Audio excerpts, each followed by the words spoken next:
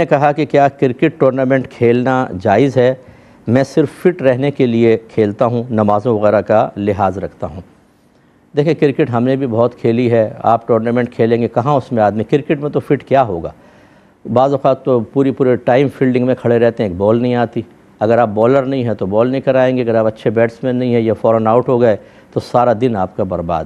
لہٰذا یہ کہنا کہ میں کرکٹ اس لیے کھیل رہا ہوں کہ میں فٹ رہوں، یہ تو میچ نہیں کرتا صحیح۔ ہاں فٹ بال اگر آپ کھیلتے تو میں آپ کی بات مان لیتا، لیکن کرکٹ کا ایسا مسئلہ ہے تو کبھی کبھار آپ کرکٹ کھیل سکتے ہیں۔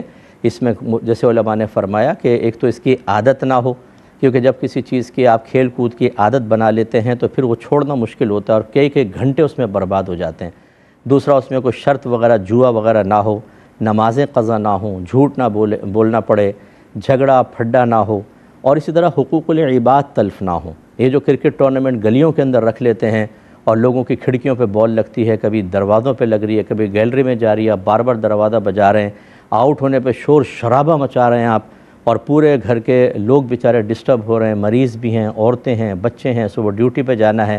ایسے ٹورنامنٹ بالکل جائز نہیں ہیں۔ گراؤنڈ میں کبھی کبھار اگر آپ کھیلنا چاہیں تو اس کی جیسے میں نے کہا ان قیودات اور شرائط کا لحاظ رکھ کے کر سکتے ہیں۔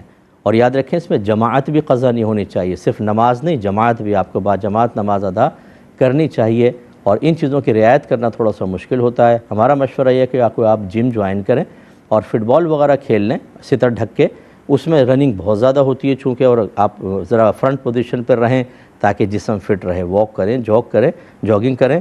لیکن بہرحال جو ایک نفس مسئلہ ہے وہ تو میں نے آپ کو بتایا کہ کبھی کبھار کھیلنے میں حرج نہیں ہے۔